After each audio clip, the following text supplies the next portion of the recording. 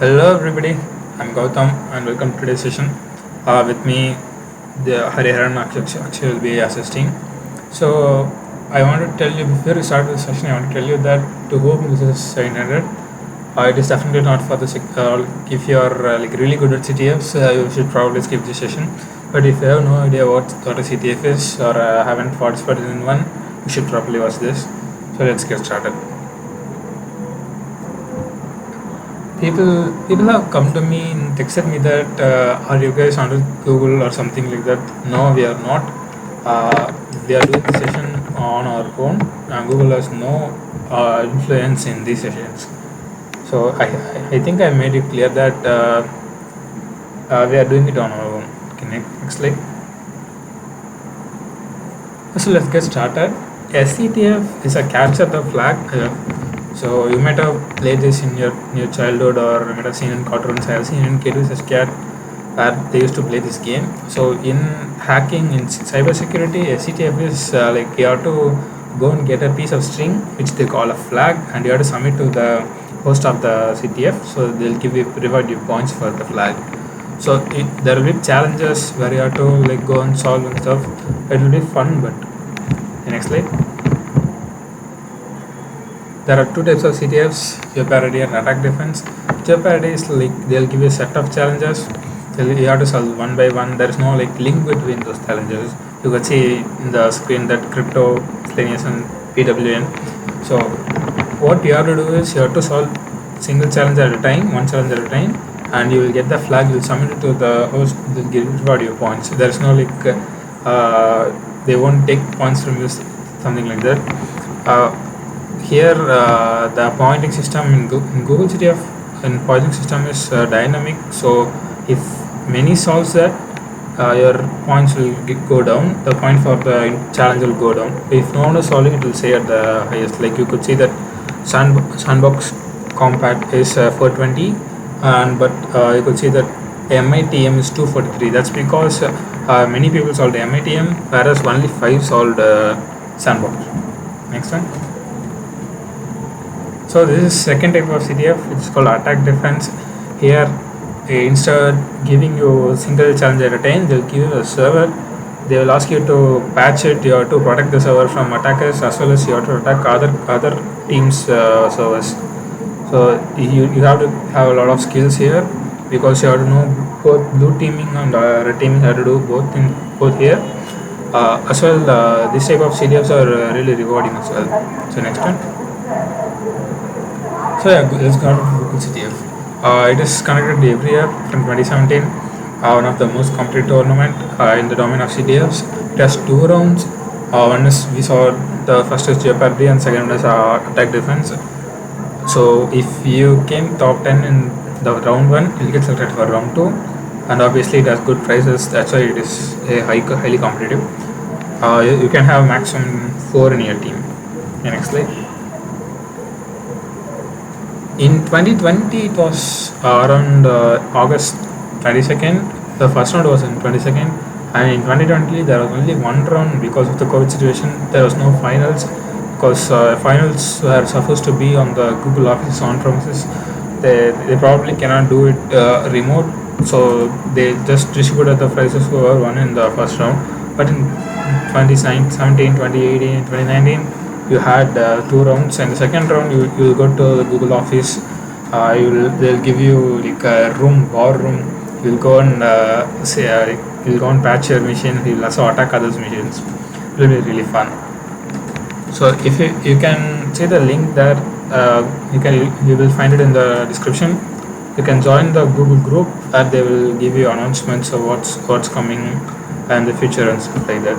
They'll also put out the registration form if they are going to release the Google CTF for 2017. Next slide. So these are the challenges there will be in the round 1. Web, crypto, PWN, reverse engineering, sandbox, miscellaneous, and hard work. So in round 1, there will be like easy, hard, and medium type of challenges. There will be no there will be link in between the challenges in a given cluster. For example, web can have 2 challenges interlinked. Last time it was like that. If you can only solve like the high just higher point, if you are able to solve the lower point challenge, like there was a challenge like that which was interlinked. Next slide. So yeah, prices this was only based upon 2020. It is keep on increasing every year. So we could expect an increase this year too. For first place, you will receive 13k USD. Second place 7k and third place 3k. And also you will receive prizes for write-ups. After the challenge, after the good CTF is over, they'll give you some time to write your own write-ups. So if you do it before someone else does and you submit it to that program, they'll give you prizes for that. Next slide. Yeah, okay. Let's see what are the challenges which I said you, different type of challenges. Let's see what are those. Thank you. Akshay will take over. Hey guys, myself Akshay and I'm also a core team member in the cybersecurity cluster of DSC SASTRA. Okay, hope you guys see what are the various domains covered in the Google CTF. Let's go a quick tour on all domains. I promise it will be a quick tour only. So before going to the tour, a note to the viewers. You may find some technical jargon words across the tour. So don't get misguided by those words. We will be cover those technical jargons in depth in upcoming future sessions, which we will be used to cover each and every domain in CTF. Next slide, please. So, coming to the first one, Web CTF. Actually, Web CTF covers two types of vulnerabilities. One is based on programming language, and another one is how the internet basically functions. Each and every programming language we know, it may be a C or C++, Java, everyone have their own specific vulnerability. Apart from those vulnerabilities, the way how the internet works, like HTTP request, it has some fundamental issues. So these challenges are basically cover these two vulnerabilities. You need to solve these vulnerabilities and capture the flag and submit it. So they will reward you points. So what are the basic example for this CTF? It's maybe SQL injection. So what is this? It is basically a code injection technique used to attack the data-driven application. Another one is cross-site scripting. And also it is basically injecting client-side scripts into the web page. There are many more in these examples. We will be covering upcoming sessions. Next slide, please. So next domain is cryptography. Actually, this is one of my favorite domain in CTF. If you are a guy who is watching old technical hacking movies, who used to see like cracking the codes using online tools, then you may basically like this domain much more compared to the other one. So what is basically cryptography means? We cannot define in a single word. Actually, it's a process meant to security for all the information over the internet. It may be a WhatsApp forward where you receive from your friend, or maybe an Instagram post you post today morning. So what this CTF challenge basically covered of? You need to cover, you need to crack all the codes where the algorithm implemented improperly. So what is meant by implemented improperly? As the year of evolution in cryptography, the algorithms are implemented strongly, which cannot be able to crack at easily. So in challenges, they will give implemented improper algorithm. So what are the examples we are going to see here? It may be a Caesar cipher or hashing. So what is basically a Caesar cipher? As the name suggests, it was used by the great king Julius Caesar. So what basically it is? It is used to convert the plain text into a cipher text with alphabetical shifting and a key, which is actually the number of shifting in the alphabets. So what is hashing? It is the way how the passwords are stored in the internet. We will be covering in depth about hashing and symmetry, asymmetrical cryptography in the upcoming sessions. Next slide, please. So what is PWM? So this CTF is all about owning the server and get the flag. So what does mean by owning the server? We know basically all the web pages we see in internet or Google Chrome are basically running in the server. You need to own the server and get the flag. So how we are going to do this? It basically depends upon, like example, binary exploitation.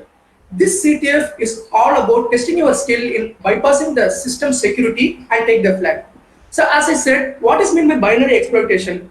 It's like finding a vulnerability in the program and exploiting it, and you need to get over the shell, get control over the shell. So after getting the control over the shell, you may need to modify the program, entire program or specific function to get the flag. So next slide please. So reverse engineering. As the name suggests, it's basically depend upon reversing something. So what you are going to reverse? Basically in this challenge, they will provide you with a mission code. You need to convert it into a more human readable form. So why we need to convert it? We know, right? Basically humans use specific languages to speak with others. Like that, computers are going to use binary codes. These things are already we know. So we need to convert those binary codes into a more human readable form where we can able to find the flags in the programs. So the main goal is to identify the function of the program and find the flag. So as I said, you need to convert the mission code. So what language you are going to give? It may be either C, assembly code, Java, or all 700 language present in the world. Next slide please. So sandbox. So what is meant by sandbox? You guys already know in your computer classes, right? We may use to compile the program in a separate virtual environment. It is similar to that. They provide an isolated separate environment from the main machine. You need to crack that environment and bypass that environment to get the flag. So what we are going to basically do in this, you need to crack that secure program which is meant to be separate that sandbox from the main machine. And after that you are going to collect the flag and get some points. Next slide please. So miscellaneous, what is actually it is, many challenges in CTFs will be completely random and unprecedented, requiring simply logic, knowledge and patience to be solved. There is no sure way to prepare for this, but if you complete more CTFs, you will be able to recognize and hopefully have more clues and how to solve them. So what are the examples for this kind of category? Actually coming to this, I don't know about anything. As I said, it's going to be completely random miscellaneous. It may be a web, crypto or combination of both. We will be see about this in coming sessions. Next slide please. So at last, it's the final domain, hardware domain. So basically while hearing the name, you may ask me, so what is meant by hardware CTF? Am I going to take a screwdriver and need to solve those things? No, actually not.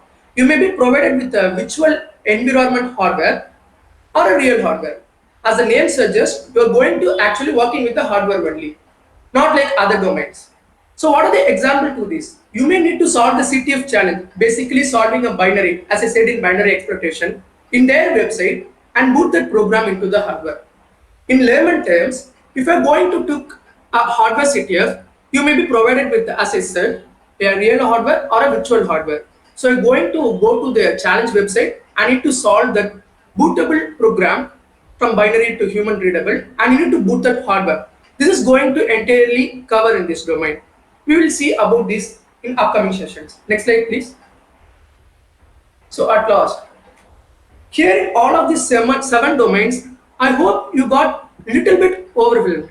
And also I can hear your voice, are you kidding me? I need to study all of this? How can I prepare for this? Here comes the picture of team play. Team plays a major role in solving many CTF challenges. So what we are going to do is, you may have a team of 4 members coming to Google CTF means, or it may be the team members are not depend upon basically on number 4. It may be depend upon 4 or many numbers according to the organization who are going to conduct CTFs. So what we are going to do is, if you have a friends of 2 or 3 members, you are going to master any one of the domain or a couple of domains. So after mastering this, you are going to apply your knowledge and also your friends' knowledge to get the capture of flags. Like as I said, you need to get the flag and getting the points as a team point. So coming to how to prepare this, and I'm not going to explain this. We have another person to explain this. So I'm going to handing over the session to Harihan. Thanks for your time. Hey guys, this is Hariharan from DSC Cybersecurity Cluster. That was a really wonderful session by Gautam and Akshay. They explained most of the stuff about the what CTF is and maybe how all the domains in CTF. So now we will get into the preparation. As Akshay said, there's a lot of domains and you need to prepare a lot if you're going as a solo person. But then as a team, you can go and solve the questions. The preparation can be done in various sites like TryHackMe or HackTheBox or any other website which is good. Here we'll be seeing some websites which are really good for preparations. Why so early? Obviously, it's not easy because there's a lot of questions again you need to practice, and these challenges are based on the real world vulnerabilities. So you need to really practice before you go into such a very competitive this one competitions, and it also has good rewards. So definitely you need to practice a lot. The first website we'll be talking about is TryHackMe. This is a platform for beginners. It's completely good for beginners. The tools and techniques are explained with walkthroughs, so you don't need to search in the other websites for the particular technique. You can actually see in the same site for the videos, or maybe you can get some walkthroughs for solving the particular sums. There are many CTFs for practice also. So you can these CTFs might not have walkthrough, so that it's completely dependent on you know your knowledge of doing the CTFs. The next one we will be covering about is the HackTheBox. HackTheBox is a platform for intermediate and experts. It does have some beginner stuff, but then you might need a little bit of knowledge in hacking or CTF challenges. So there's two things in HackTheBox. So there's retired machines and active machines. Unfortunately, the retired machines cannot be accessed by the free members. You need to have VIP access for that. But then there's always this active machines. So active machines do not have any walkthroughs, or it does not have any the flag which has been open. You need to really find it. The problem is you might face difficulties while doing it, but then you'll not have any walkthroughs for it. So that's the problem. But then it's really good to solve such type of machines. And the challenges are also there out for practice, which are really again good for CTF competitions. The write-ups are less for the active machines. That's the disadvantage for HackTheBox. It does have a VIP access. You can access the retired machines with VIP access. The next one is OSCP practice labs. Again, this is the labs for intermediates and experts. Again, there's no beginner stuff in this. You need to practice before coming here. Good practice for offensive security exams. So any offensive security exams which are about for 24 or 48 hours, you need to really prepare for that. The boxes are available in these same boxes are available in Vuln Hub. The link will be posted in the description. Can be used only for 3 hours per day. That's the disadvantage of OSCP practice labs. If you're a free member, if you're a VIP member, you can have access the whole time, but then per day 3 hours. So that's the disadvantage. CTF Time. So this is a site where all the collectively competitions come here. All the competitions around the world can be found here, and there's also write-ups of previous CTFs here. So there are there are CTFs like DEFCON or something like that. So these CTFs are available here, and the write-ups are also available by experts. So you can read it and go through the CTF. At last, the Google CTF. So it started at 2017, and then you'll be having all the questions from 2017 in GitHub repos or something like that. And the walkthroughs and write-ups are available on various blogs too, by different YouTubers or different bloggers. And you can actually learn from that, because these questions really give you an idea of how the question is going to be the next year.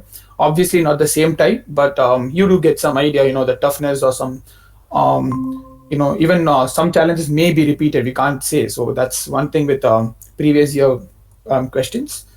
In the end, so everything depends upon your practice and experience, how you do it. It might take a year, it might take even two, but then still practicing daily will help you to get good in CTFs.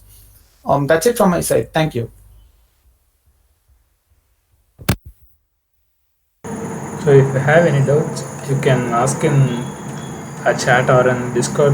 You can join our Discord server. You can ask us anytime. Thank you. We'll see you in next session. Thank you for reading.